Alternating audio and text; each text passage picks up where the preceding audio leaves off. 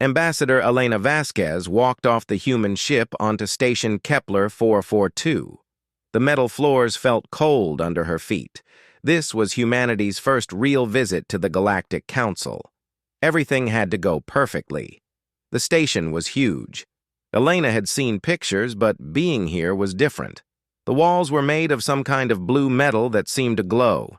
Strange symbols were carved into everything. The air smelled like flowers and metal mixed together. Aliens were everywhere. Elena tried not to stare, but it was hard. A group of tall, thin creatures walked by. Their skin looked like glass and made musical sounds when they moved. These were the Zephyrians. Elena had studied them for months. Behind the glass, people came something that looked like a walking mountain. It was covered in thick gray skin with scars all over it. Sharp teeth stuck out of its mouth. This was a Korath warrior. On its back was an axe bigger than Elena's whole body. Fast-moving shadows darted between the other aliens. The Veltar moved so quickly that Elena's eyes could barely follow them. When one stopped, she saw it carried a gun that glowed with purple light. The weapon looked like it could blow a hole through a building. Elena's security team walked behind her. Captain Sarah Chen led the group. Behind her came Marcus, Aisha, Yuki, and David. They all wore simple black clothes, no armor, no big weapons. They looked almost boring compared to all the alien guards around them. A tall creature with bug-like eyes came forward. It had 6 arms and skin that looked like tree bark. This was Representative Theus from the Zephyrian delegation. "Welcome, human ambassador," Theus said. The translator in Elena's ear made the musical sounds into words she could understand. "I am Representative Theus. I will show you to your quarters." "Thank you," Elena said. "I look forward to working with the council." Theus's big eyes looked at the human guards. Something like confusion crossed its face. "Your security detail seems unusual." "How so?" Elena asked. "They appear to be unarmed. This is most strange." Elena smiled. "They have everything they need." They walked through the station's main corridor. Other alien delegations were arriving too. Elena watched a group of snake-like creatures slither past. Each one was followed by robots carrying weapons that hummed with energy. A delegation of furry creatures that looked like giant wolves walked by next. Their guards wore armor that covered every inch of their bodies. Energy shields glowed around them. "The security checkpoint is ahead," Theus said. "All guards must surrender their weapons here. Council rules." Elena nodded. She had read about this. The Galactic Council took security very seriously. No weapons were allowed in the meeting areas. They reached a large archway filled with scanning devices. Alien guards were lined up, placing their weapons on tables. Elena saw energy cannons as big as her leg, swords that glowed with heat, shields that sparked with electricity. Some weapons looked like they could destroy a city. The Korath guard ahead of them placed an axe on the table. The weapon was so heavy that it made the metal table bend. Next, he put down a gun that looked like a small cannon. Then came grenades, knives, and things Elena couldn't even identify. The Veltar guard moved so fast that Elena almost missed it. In seconds, it had placed dozens of weapons on the table. Guns, blades, some kind of energy whip, and devices that made Elena's translator buzz with warnings. "Next!" called the security officer, a creature that looked like a walking crystal. Captain Chen stepped forward. The scanner beam passed over her body. It beeped once, twice, then went silent. "Please place your weapons on the table," the security officer said. "I don't have any," Chen said calmly. The crystal creature's face somehow showed confusion. "Please step through the scanner again." Chen walked through the archway once more. The same thing happened. Beep, beep, silence. "Your equipment appears to be malfunctioning," Theus said to the security officer. "Surely these humans have some kind of weapons?" Marcus stepped forward next. Same result. No weapons detected. Then Aisha, Yuki, and David. All the same. The scanner found nothing. "This is most irregular," Theiss muttered. "Perhaps your species uses weapons we cannot detect?" Elena watched other alien delegates whispering to each other. She could see their confusion. In their world, guards without weapons made no sense. "Our guards are properly equipped," Elena said. "Shall we continue?" They walked deeper into the station. Elena noticed how the other aliens looked at her team. Some seemed amused. Others looked confused. A few seemed almost worried, like they thought the humans might be hiding something dangerous. "Your quarters are in Section 7, Theiss said as they walked. "The main meeting hall is in Section 3. Meals are served in the central plaza. Do your guards require special food?" "They eat the same things I do," Elena said. "And their sleeping arrangements?" "They'll be fine in standard rooms." Theiss's bug eyes studied the human guards more closely. Elena could almost see it thinking. These humans were so different from other species. Most alien guards looked like they could tear apart a tank. The human guards looked like they could work in an office. "In the morning, there will be a security briefing," Theiss said. "All guard units must attend. Will your personnel be joining?" "Of course," Elena said. They reached the human quarters. The rooms were simple but clean. Elena was pleased to see that the furniture could be adjusted for human size. "I must ask," Theiss said, its voice careful. "Are your guards trained for combat? The galaxy can be dangerous." Elena looked at Captain Chen. The woman stood relaxed, hands at her sides, scanning the area with quiet eyes. She looked completely calm, like she was at home instead of on an alien station filled with creatures that could probably step on her. "Representative Theiss," Elena said, "I can promise you that my security team is fully qualified for their job." "But they have no weapons, no armor, no visible enhancements." "They have everything they need," Elena repeated. After Theiss left, Elena turned to her guards. "First impressions?" "They underestimate us," Chen said quietly. "That's good." "The station layout is complex," Marcus added. "Lots of blind spots." "Their weapons are impressive," Yuki said. "But they're clearly meant for show as much as function." "Most of their guards move like they've never been in a real fight," David observed. Elena nodded. This was going exactly as planned. Let the aliens think humans were weak. Let them believe that a species without claws, without natural armor, without built-in weapons, was helpless. They would learn soon enough how wrong they were. In the distance, Elena could hear the sounds of the station, alien voices in a dozen languages, the hum of advanced technology, the footsteps of creatures from across the galaxy. Tomorrow, the real work would begin. Humanity was about to take its first steps onto the galactic stage, and Elena was confident that her guards would keep her safe, even if nobody else understood how. 3 weeks had passed since the humans arrived at the station. Elena sat in another long council meeting, listening to the Veltar and Korath argue about trade routes, the same argument they had been having for days. The meeting hall was enormous. Hundreds of alien delegates sat in circles around a central speaking area. The walls showed star maps and trade data. Elena could barely understand half of what was being discussed, even with her translator working perfectly. Behind her, Captain Chen and her team stood in their usual positions. They never seemed tired, even though these meetings could last for hours. Elena had learned to respect their patience. The other alien guards had started to relax around the humans. At first, they had watched Chen's team carefully. Now most of them ignored the humans completely. "The humans are harmless," Elena had overheard a Korath guard saying yesterday. "Look at them. No weapons, no armor, no claws. They probably couldn't hurt a cleaning robot." Elena had seen Chen smile slightly when she heard that. The captain never said anything, but Elena could tell she found these comments amusing.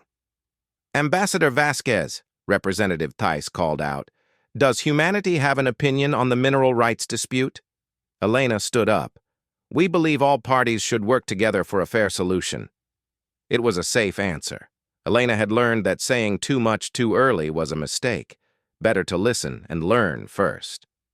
How diplomatic, muttered Ambassador Krog from the hegemony of scales, his snake-like body coiled around his chair. Do humans have any real opinions, or do you just say nice words? Elena kept her expression calm. We prefer to understand all sides before making judgments. Some of the aliens laughed. Elena could hear the word weak being whispered in several languages. She didn't mind. Let them think what they wanted. After the meeting, Elena walked back to her quarters with her security team. The station's corridors were busy as always.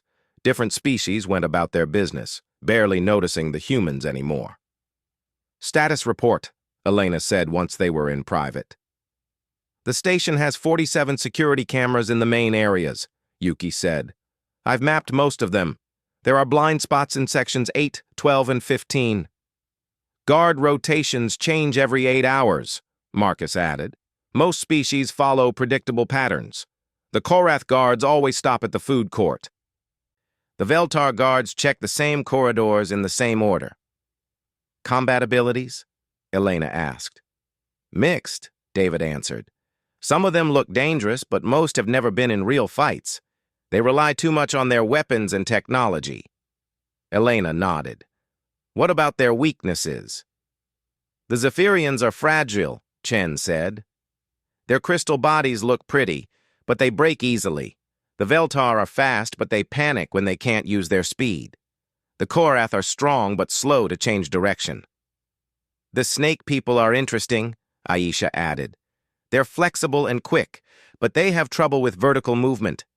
They don't like fighting in small spaces. Elena was impressed. Her team had learned more about alien combat abilities in 3 weeks than the Council's own security files contained. Any threats we should worry about? She asked. Not from the guards, Chen said, but there's something else.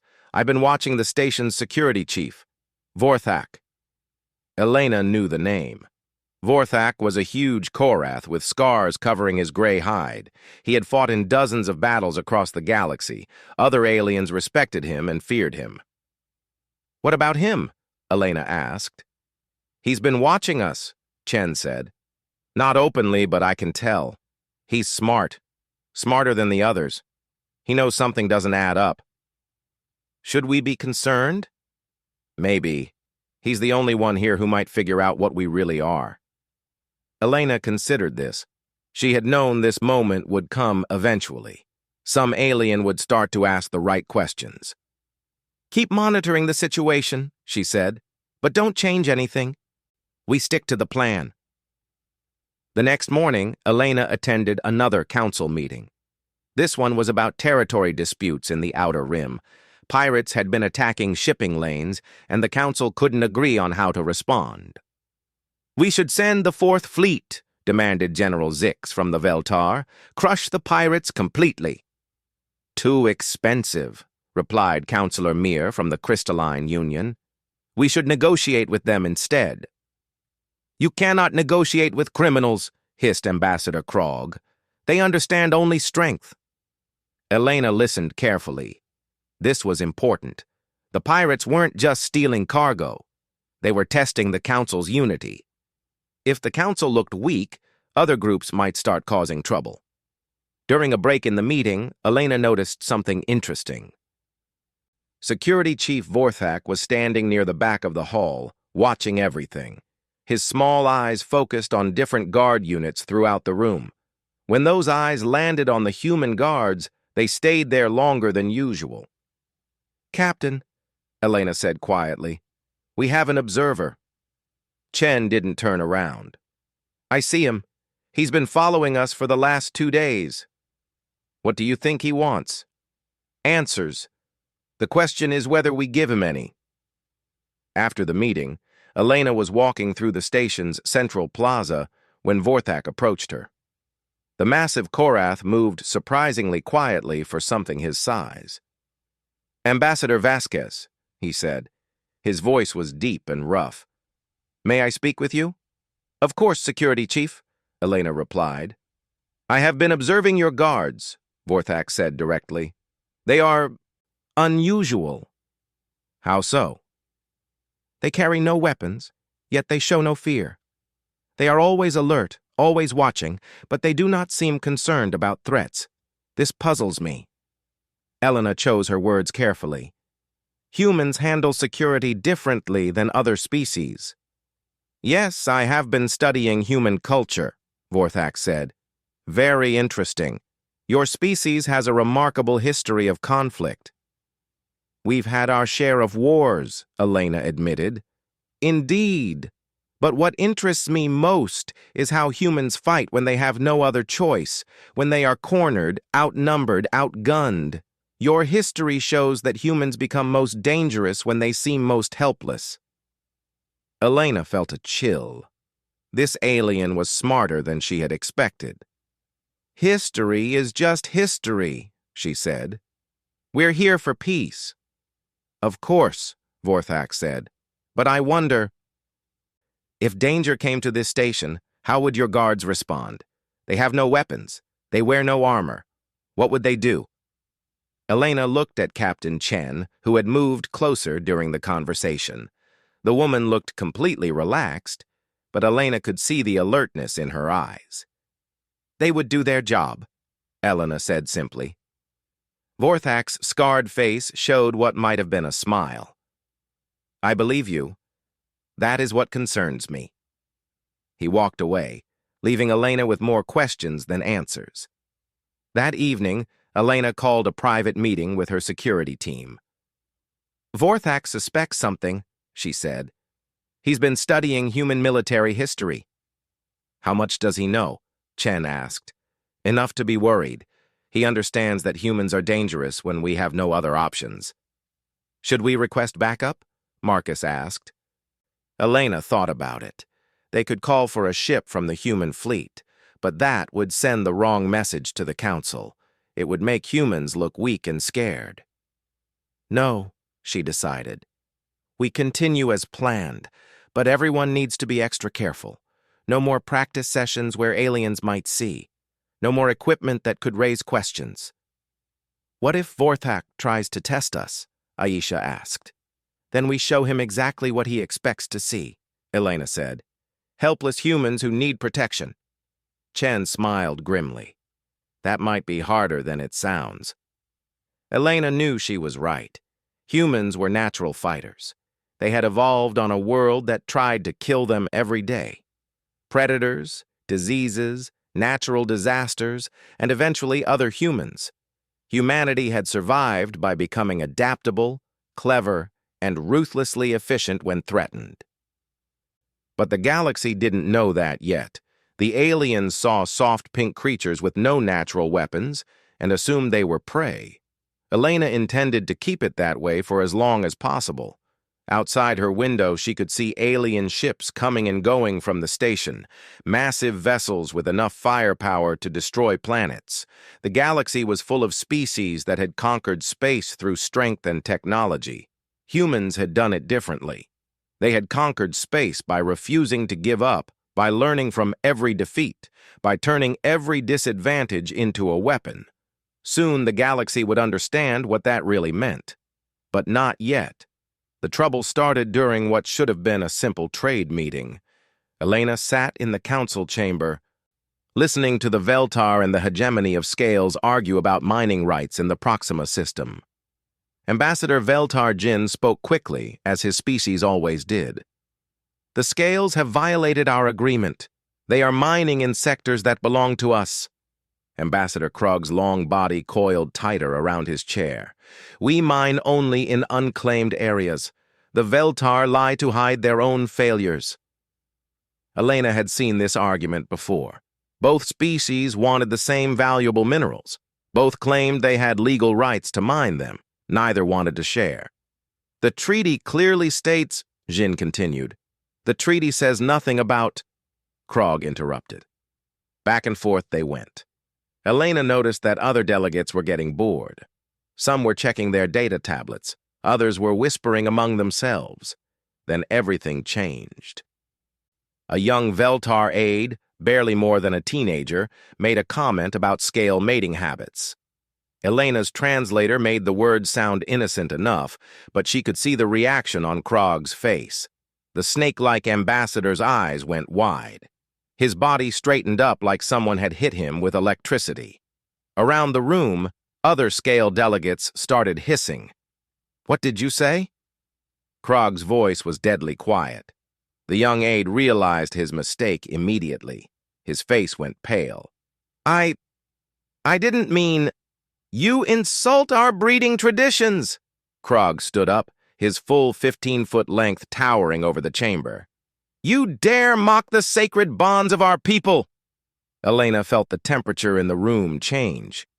What had been a boring trade dispute was turning into something much worse.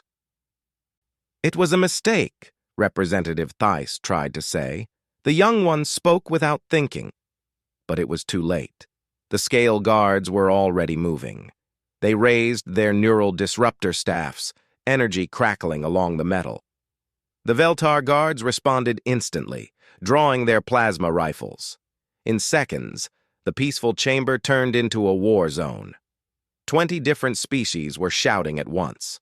Elena's translator buzzed with warnings as it tried to handle dozens of languages being screamed at the same time. Energy weapons powered up with threatening whines. A Korath guard stepped forward, his massive axe in his hands. "Stand down!" he roared. "No weapons in the chamber!" "Tell that to the scales!" a Veltar soldier shouted back.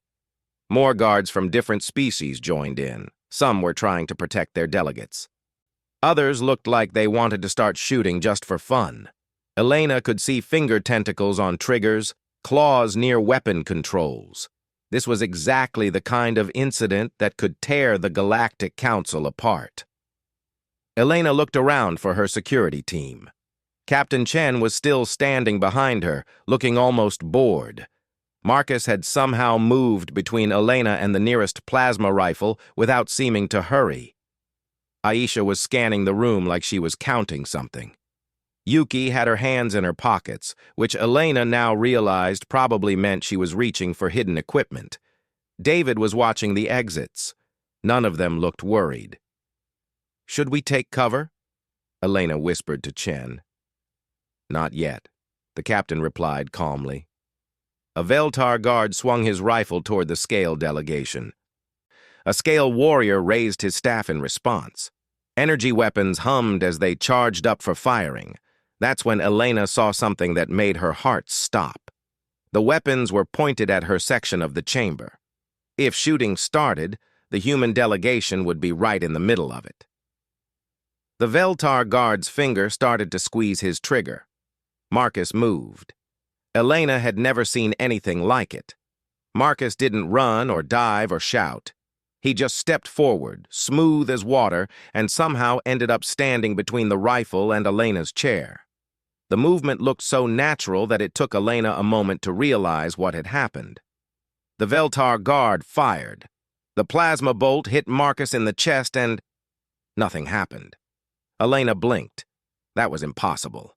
Plasma rifles could punch through metal armor. They should have burned a hole right through Marcus. Then she saw what had really happened. Marcus had something in his hand, a small device that glowed with the same energy as the plasma bolt. Somehow he had absorbed or redirected the shot. The Veltar guard stared at his weapon like it had broken. While everyone was watching Marcus, Aisha had moved too. She flowed around a charging Korath guard like she was dancing. Somehow, she ended up behind the massive warrior with her hand resting gently on his neck.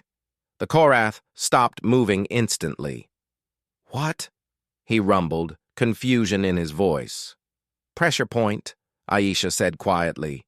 "You'll be fine in a few minutes." Elena watched Yuki pull a device from her pocket and point it at the weapon detectors in the chamber. Suddenly, all the energy weapons in the room stopped working.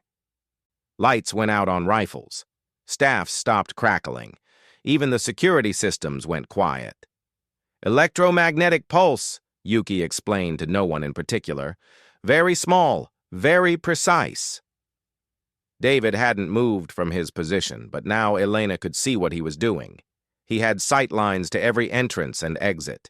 His hands hung loose at his sides, but his eyes were tracking every movement in the chamber. Captain Chen remained beside Elena, completely calm, as if armed aliens threatening her diplomat was just another day at the office. The entire thing had taken 17 seconds.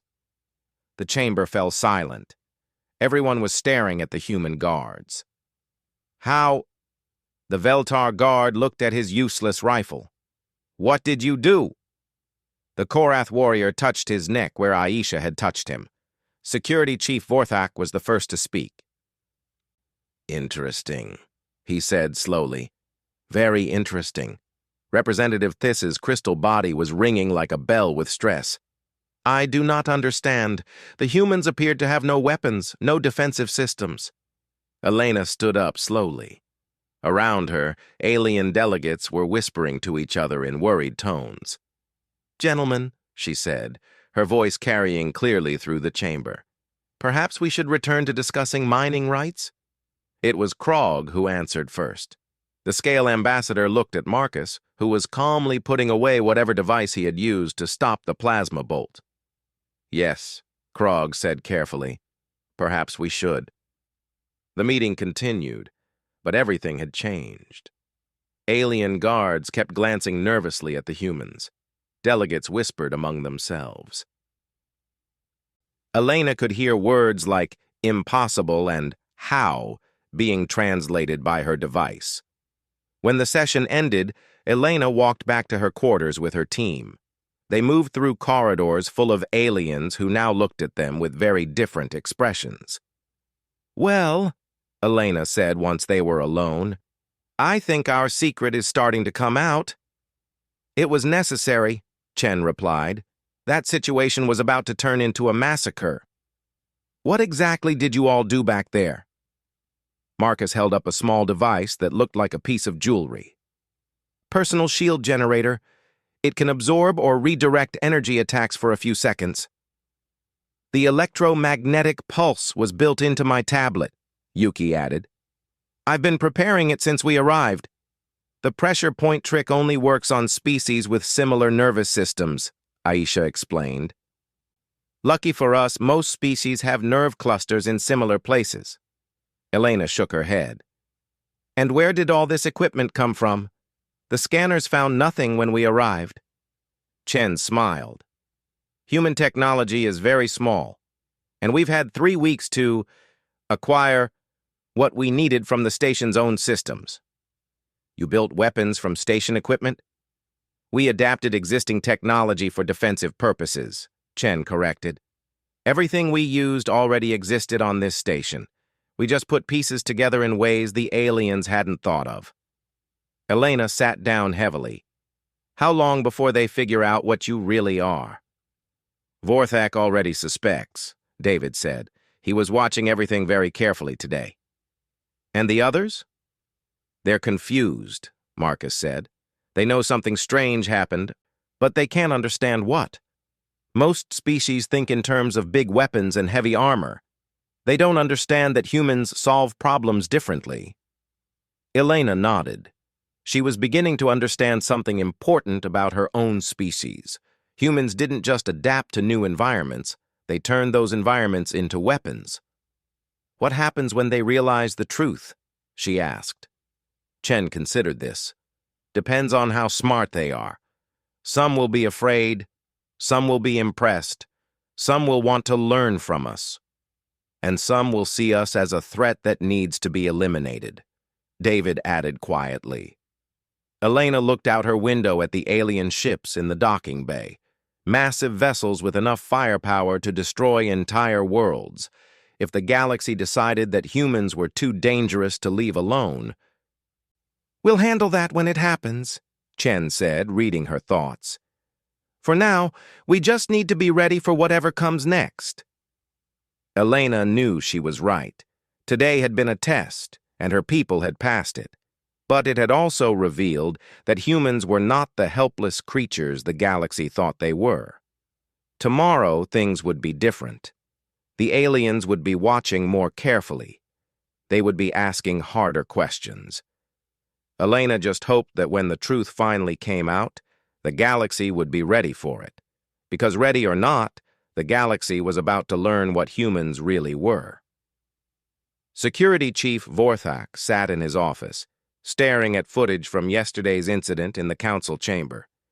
He had watched the video 20 times, and it still didn't make sense. The humans had moved like they knew exactly what was going to happen. They had equipment that shouldn't exist. Most importantly, they had stopped a potential massacre without hurting anyone. That last part worried him the most. Vorthak had been a warrior for over 40 years. He had fought in dozens of battles across the galaxy. He knew what real fighters looked like. And yesterday, for just a few seconds, he had seen the human guards move like apex predators. But they had chosen not to kill. He pulled up the human cultural database that Ambassador Vasquez had given the Council. It was supposed to help aliens understand human customs and history. Vorthak had been reading it for days, and what he found disturbed him. Humans had been at war with everything for their entire history, not just each other, though their conflicts were brutal enough. They had fought their own planet. They had battled diseases, weather, wild animals, and natural disasters. They had turned their entire world into a battlefield and somehow won. But the cultural database showed something else too. Human entertainment was full of stories about their own species as monsters. Movies about humans hunting other humans. Books about human soldiers who could kill anything. Games where players pretended to be human warriors destroying entire armies. They seemed to enjoy imagining themselves as predators. Vorthak opened a file about human martial arts. What he read made his scarred hide crawl with unease. Humans had invented hundreds of ways to fight with just their bodies, styles focused on breaking bones, stopping hearts, damaging organs.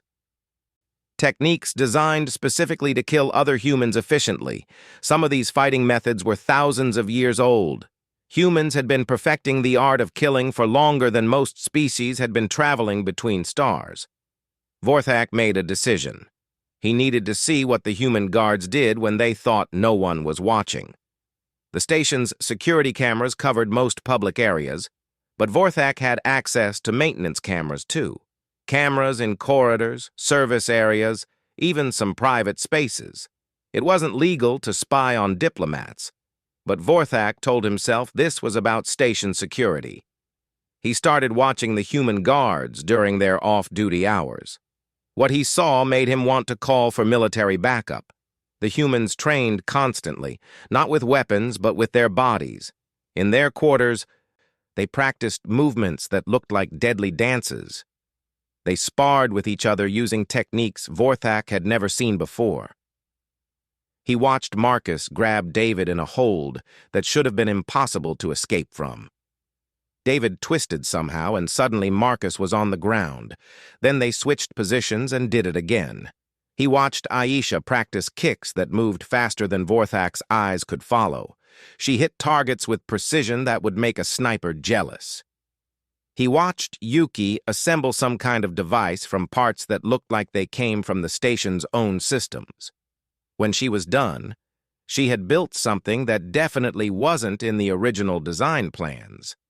Most disturbing was Captain Chen. She didn't practice fighting like the others. Instead, she sat very still and seemed to think. But Vorthak could see her eyes moving, tracking invisible threats, calculating distances and angles. She was planning. Always planning. When David accidentally cut himself while preparing food, Vorthak watched Yuki treat the wound with medical supplies that had appeared from nowhere. They carried no visible medical kits, yet somehow they had advanced trauma equipment hidden on their bodies. But the moment that made Vorthak's blood freeze was when Marcus noticed one of the security cameras. The human looked directly into it, smiled, and gave a small wave. Then he said something to the others in a human dialect that the translator couldn't understand. They all laughed. They knew they were being watched. They knew the aliens thought they were harmless. and they found it funny. Vorthak realized he needed more information. He called up the complete human military database using his security clearance to access classified files. What he found was a nightmare. Humans had fought wars on every type of terrain imaginable: underwater battles, combat in zero gravity, fighting in acid rain and poisonous atmospheres. They had learned to kill in environments that would destroy most other species. But it wasn't just where they fought, it was how they fought. Humans used everything as weapons: rocks, sticks, chemicals, fire, even their own blood. They turned farming tools into instruments of death. They made bombs from household supplies. When they ran out of traditional weapons, they used their bodies. When they were outnumbered, they used traps and tricks. When they were outgunned, they disappeared and struck from the shadows. Most terrifying of all, they learned from every defeat. Human military history was full of battles where they lost, studied what went wrong, and came back stronger. They turned every failure into a lesson for future victory. Vorthak found records of human conflicts where they had been losing badly, seemingly on the verge of complete defeat. Then something would change: a new strategy, a new weapon, a new way of thinking about the problem. And suddenly the humans would start winning. They never gave up. Ever. Vorthak was so absorbed in his research that he almost didn't notice when his office door chimed. He looked up to see Captain Chen standing in his doorway. "Security Chief Vorthak?" she said politely. "May I come in?" Vorthak's combat instincts screamed danger, but Chen looked completely harmless. She was small compared to him, unarmed, alone. Nothing about her seemed threatening, except for her eyes. Her eyes were the eyes of a predator. "Of course, Captain," Vorthak said, gesturing to a chair. Chen sat down with fluid grace. "I hope I'm not interrupting anything important." "Just routine security reviews," Vorthak said, closing the human military files on his screen. "I wanted to thank you," Chen said. "Thank me?" "Yesterday's incident could have been much worse. Your quick response helped prevent serious violence." Vorthak studied the human woman carefully. She was being polite, even friendly. But there was something else in her manner, something that reminded him of the calm before a storm. "Your team's response was impressive," Vorthak said carefully. "We do our best to protect Ambassador Vasquez." "Indeed. Your methods are quite unusual." Chen smiled. "Humans approach security differently than most species. So I have noticed. I have been studying human culture and history. Very fascinating." "What have you learned?" Vorthak decided to be direct. "That humans are not what they appear to be." "In what way?" "You appear to be a peaceful species, weak perhaps, harmless. But your history suggests otherwise." Chen's smile never wavered.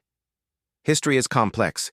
Humans have had many conflicts, yes, but we've also built amazing things. Art, music, literature.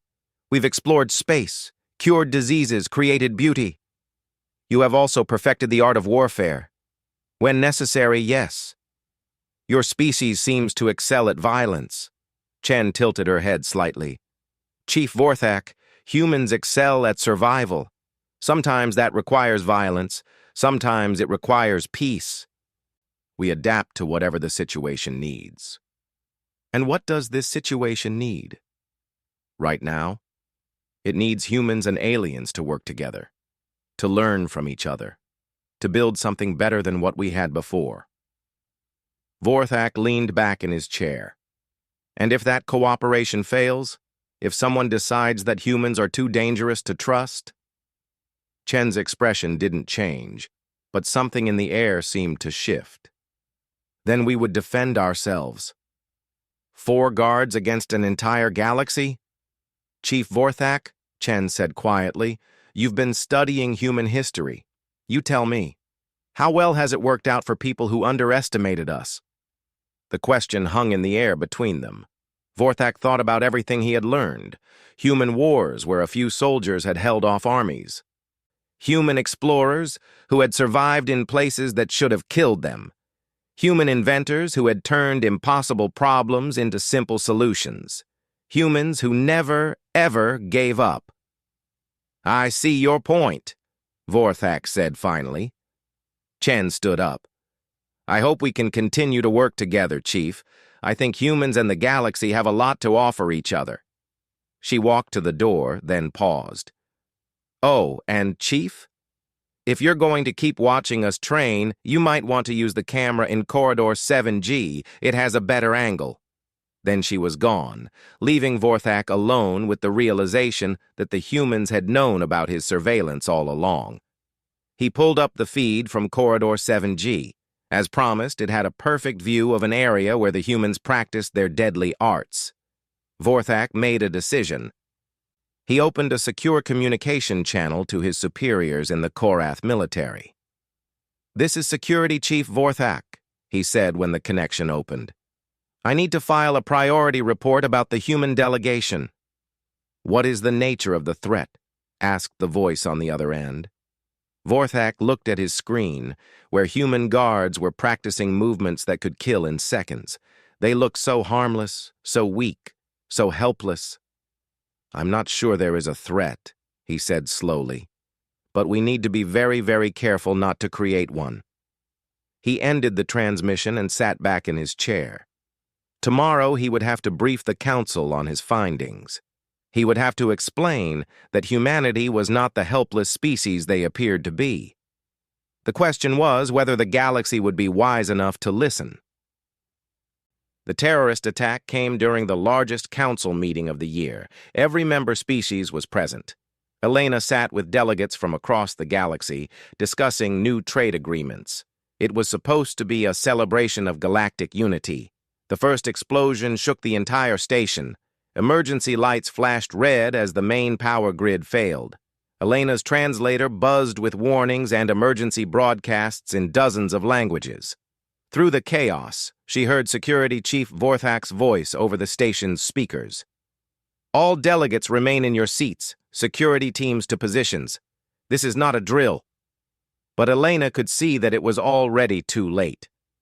Armed figures in black armor were flooding into the chamber through blast holes they had blown in the walls. Their weapons were military-grade, pulse rifles, plasma cannons, things that could level buildings. Elena counted quickly. 20 attackers, maybe more, each one armed with enough firepower to wipe out half the council. "Separatists from the Outer Rim," she heard Representative Thiss whisper. The crystal being's body was ringing with fear. "They want to destroy the council." The lead terrorist, a massive creature wearing full combat armor, stepped into the center of the chamber. His voice boomed through speakers built into his helmet. "Citizens of the galaxy," he shouted, "today we free you from the corruption of the Galactic Council. Today we return power to individual worlds." Energy bolts filled the air as the terrorists fired warning shots. Alien delegates dove for cover behind their chairs. Elena could see several council members bleeding from shrapnel wounds. The station's security guards tried to respond, but they were caught completely off guard. Several were down within the first few seconds. Those still standing were pinned behind inadequate cover, outgunned and outmaneuvered. Elena looked around for her security team. Captain Chen was still standing behind her chair, looking almost bored. Marcus had moved slightly to Elena's left, putting himself between her and the nearest terrorist. Aisha was scanning the room with calm eyes. Yuki had her hands in her pockets again. David was watching the exits. None of them looked worried. "Shouldn't we take cover?" Elena whispered to Chen. "Not yet, ma'am," the captain replied quietly. A terrorist with a plasma cannon stepped forward, aiming his weapon at a group of wounded delegates. "The old order ends today." Representative Thiss, bleeding from a cut on his crystal face, turned to Elena. "Your guards!" he whispered urgently. "They need weapons!" Elena watched the terrorist's finger move toward the trigger. In a few seconds, Half the council's leadership would be dead. She made her decision. "Captain Chen," she said clearly. "Yes, ma'am." "You are cleared to engage." What happened next took 47 seconds, though later every alien witness would swear it felt like both an eternity and an instant. The human guards didn't charge. They didn't shout. They didn't take cover. They simply stepped forward like they were walking through their own home. Marcus approached the nearest terrorist, the massive leader with armor that could stop anti-tank rounds. The terrorist turned his plasma cannon toward the small human. Marcus looked up at the armored giant almost casually, reached up with both hands, and did something to the terrorist's neck that made the huge creature drop like a stone. The terrorist hit the ground unconscious, his weapon clattering away harmlessly. Elena blinked. The terrorist was 3 times Marcus's size and covered in military armor, but Marcus had dropped him like he was made of paper. Aisha was moving through a crossfire of energy beams like she was swimming. Laser bolts and plasma bursts filled the air around her, but none of them seemed to touch her. She flowed between the attacks with impossible grace, reaching 2 more terrorists in seconds. Elena watched Aisha touch one terrorist on the shoulder. The armored figure froze mid-shot, then collapsed. She pressed her hand against another terrorist's chest plate. And somehow the energy pack on his weapon overloaded, sending sparks flying. Both terrorists went down without being seriously hurt. Yuki had appeared behind the terrorist leader as if she had teleported. The leader spun around, raising a weapon that could have vaporized her. Yuki smiled and placed her fingertips on the weapon's barrel. The gun's energy discharge went harmlessly into the air while Yuki stepped inside the leader's guard. Elena couldn't see exactly what she did next, but the terrorist leader made a strange, choking sound and fell forward. David was coordinating everything from his position near the wall. Elena could see him making hand signals to the other guards. Quick, precise movements that were clearly military, but unlike any military code she had ever seen. When 3 terrorists tried to flank his team, David intercepted them alone. He moved with a flowing economy of motion that turned their own momentum against them. One terrorist charged him with an energy sword. David sidestepped and somehow used the attacker's own weapon to disable his armor. The terrorist tripped over his own feet and didn't get up. Captain Chen remained beside Elena throughout the entire fight, calm and ready for whatever came next. In 47 seconds, 20 armed terrorists were unconscious, disarmed, or fleeing through the blast holes they had made. Not one human guard was injured. Not one alien delegate was harmed. The human guards returned to their positions around Elena as if nothing had happened. The chamber fell into absolute silence. Elena could hear her own heartbeat. Around the room, alien delegates were slowly emerging from cover, staring at the unconscious terrorists scattered across the floor. Finally, Security Chief Vorthak spoke. His voice was barely a whisper. "Why didn't you arm them?" Elena looked at the disabled terrorists. She looked at her security team, who stood relaxed and ready for whatever might happen next. She looked around the chamber at alien faces that now showed not condescension, but something approaching awe. "Chief Vorthak," she said quietly, "we didn't arm them because they don't need weapons." She paused, making eye contact with delegates from across the galaxy. "Humans aren't dangerous because of what we carry. We're dangerous because of what we are." Captain Chen stepped forward.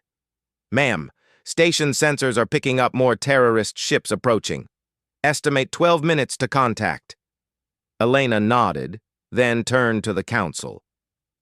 "Representative Thiss, I believe you were about to vote on humanity's application for full council membership?" Thiss looked at the unconscious terrorists, looked at the human guards who were already preparing defensive positions with calm efficiency, and realized that humanity's membership had never really been in question.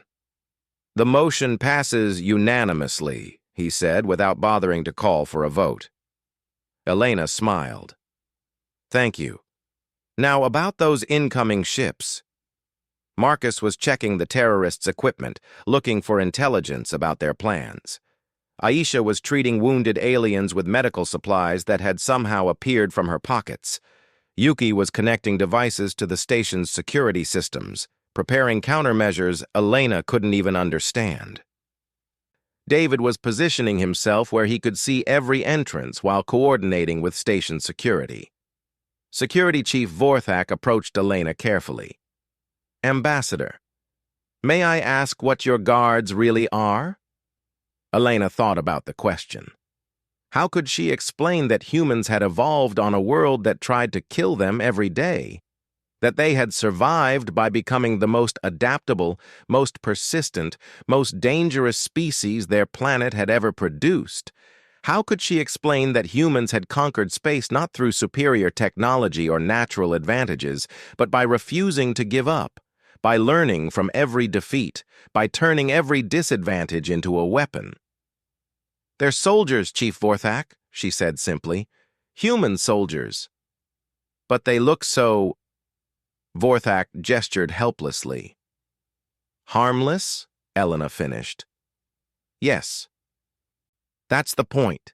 Humans learned long ago that the most dangerous predator is the one that doesn't look dangerous. She looked around the chamber one more time.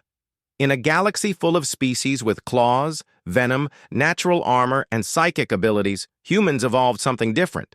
We evolved the ability to turn anything into a weapon.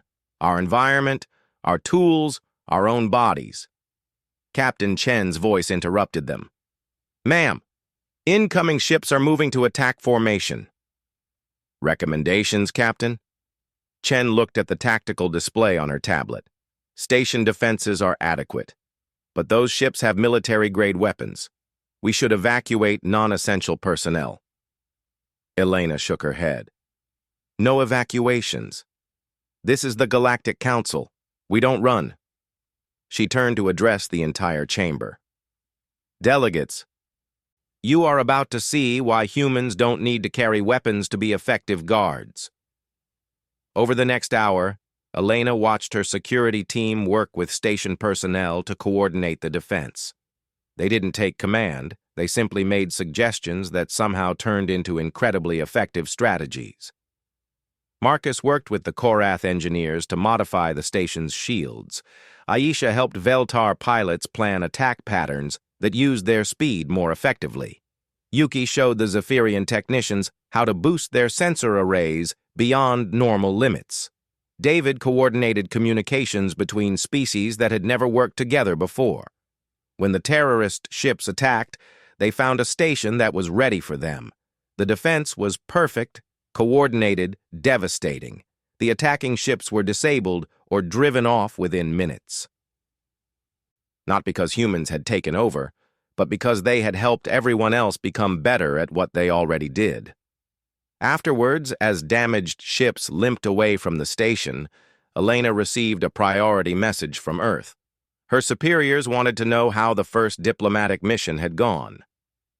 Elena looked at the alien delegates who were now treating her guards with deep respect. She looked at Security Chief Vorthak, who was asking Captain Chen about human military training.